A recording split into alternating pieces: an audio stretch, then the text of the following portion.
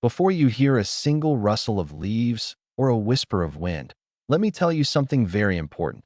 This story almost never made it to you. It was nearly lost forever in the tangled briars of Mr. McGregor's garden, buried beneath a pile of half-eaten radishes and a trail of crushed strawberry leaves. But Benjamin Bunny, yes, that Benjamin, wanted you to know what truly happened that day. He wanted you to know the truth behind the strawberry raid, the one that changed everything for him, for Peter, and for their little corner of the woods. So listen closely, because once you know what happened, you'll understand why Benjamin never looked at strawberries the same way again. Benjamin Bunny woke before sunrise, long before the birds had decided to begin their morning gossip. The air was still cold, carrying the faint scent of dew settling on soft earth. He stretched, rubbed his eyes, and peeked out of his burrow. The sky was pink and gold, the kind of morning that felt like a promise. But Benjamin wasn't thinking about promises. He was thinking about strawberries. Not just any strawberries, but the legendary ones growing in Mr. McGregor's farthest patch. The ones Peter had sworn were the size of small apples, shining like rubies beneath the leaves. Fresh fruit had been scarce this season. Every rabbit in the wood had been conserving, sharing, stretching out what little berries they had. But Benjamin was tired of watching his family nibble so slowly, trying to hide their hunger. He wanted to help. He needed to help. And so, with a deep breath and a brave thump of his foot, he made a decision that sent a shiver down his spine. He would raid the strawberry patch alone. Peter had warned him not to. Their cousin had nearly been caught enough times to know better. But Benjamin's courage, or maybe his desperation, overruled the caution. And so he slipped into the dawn, heart racing, each hop echoing a silent prayer. The forest greeted him softly, like it knew he was on a dangerous mission. The leaves whispered above him, wishing him luck. A squirrel chattered as if warning him to turn back. But Benjamin pushed forward. The thought of his little siblings' faces, the tiny ones who still trembled at night when their bellies grumbled, kept him moving. He had no idea how closely he would come to losing everything, including himself. By the time he reached the garden fence, the sky had brightened fully. Benjamin pressed his paws against the rough wooden boards and listened. Nothing. Not a footstep. Not a rustle. Not a breath. He squeezed beneath the lowest slat, his fur brushing the earth, and emerged inside the garden like a shadow slipping through light. The strawberry patch wasn't far. He sniffed the air, sweet, tangy, unmistakable. His mouth watered. His courage steadied that he hopped between rows of cabbage, keeping low like Peter had taught him. Every sound felt louder than it should. The snap of a twig under his paw, the flutter of a leaf, the buzz of a distant bee. He reached the patch just as the sun touched its first berry, lighting it like a jewel. Benjamin froze. The strawberries were even bigger than Peter had said. Plump, deep red, perfect. For a moment, he forgot his fear. He plucked one, then another, then filled his little satchel until it bulged. He imagined his mother's relief, his siblings' joy, the warmth of giving them something sweet again. But as he picked the last berry, a massive one, almost too heavy for his paw, the garden suddenly filled with a sound so sharp it sliced straight through his bones. The door slammed. Then came the unmistakable voice, rough and rumbling. "Who's been at my strawberries?" Benjamin's heart stopped. His body went cold. He ducked under a broad leaf, trembling. Heavy footsteps thudded closer. Mr. McGregor was sweeping the rows with his stern, angry eyes. Benjamin pressed himself flat, praying he wouldn't sneeze or twitch or breathe wrong.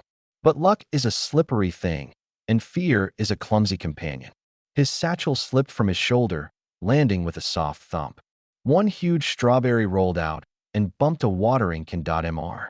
McGregor spun. Benjamin ran. The world blurred. Rows of onions and carrots flew past. He heard Mr. McGregor shouting, boots pounding behind him. Benjamin darted beneath a rake, around a pile of pots, and toward the fence, but he was too slow. He felt fingers swipe at his tail. His heart hammered so fiercely he thought it might burst.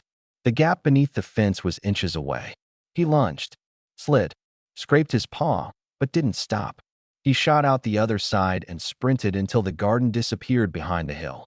Only when he collapsed in the tall grass did he realize his satchel was gone, And with it, every strawberry he'd risked everything to steal. His bravery felt hollow. His mission a failure, he buried his face in his paws and cried, not just from fear, but from guilt, from the heavy feeling that he had nearly gotten himself caught for nothing.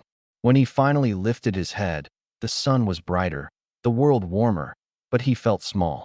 Smaller than he'd ever felt. He didn't know that someone had followed his scent, someone who already suspected what Benjamin had tried to do, someone who wasn't going to let him face the consequences alone.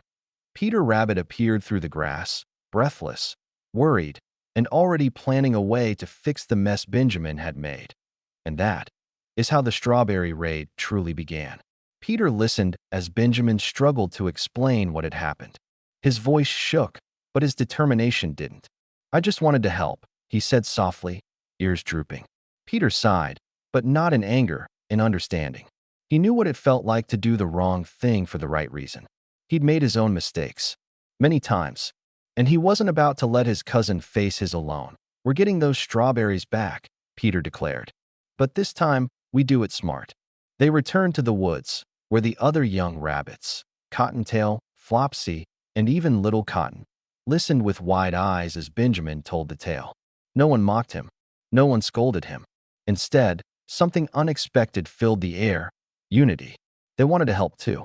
Not just because they loved strawberries, but because they loved Benjamin. Together, they devised a plan. A clever one. A safer one.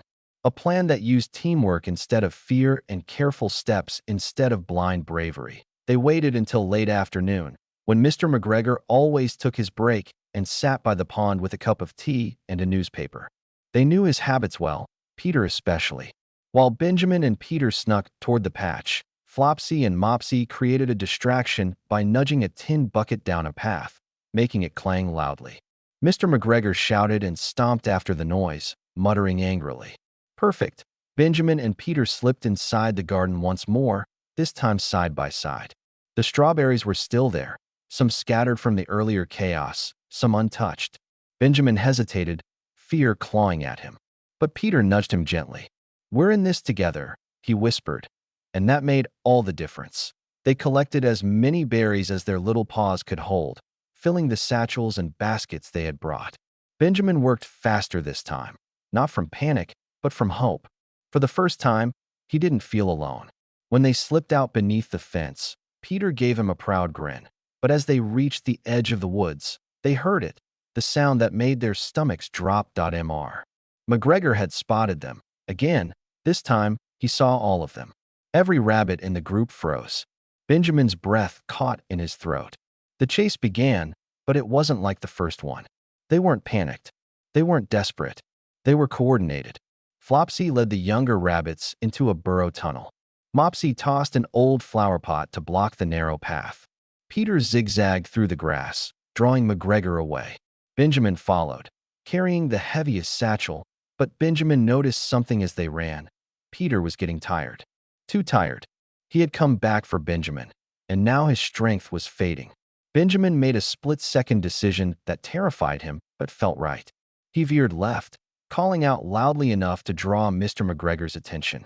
The gardener spotted him and shifted direction. "Benjamin, what are you doing?" Peter shouted. Benjamin didn't look back. "Finishing what I started." He raced toward the narrow log tunnel near the blackberry bushes. He dove through just as Mr. McGregor swung the rake downward.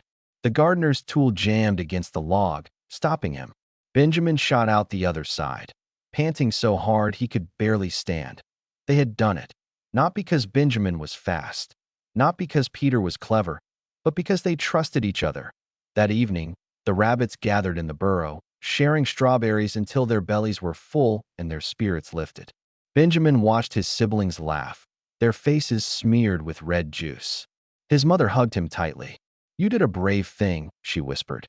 But the bravest part wasn't the raid. It was letting others help you.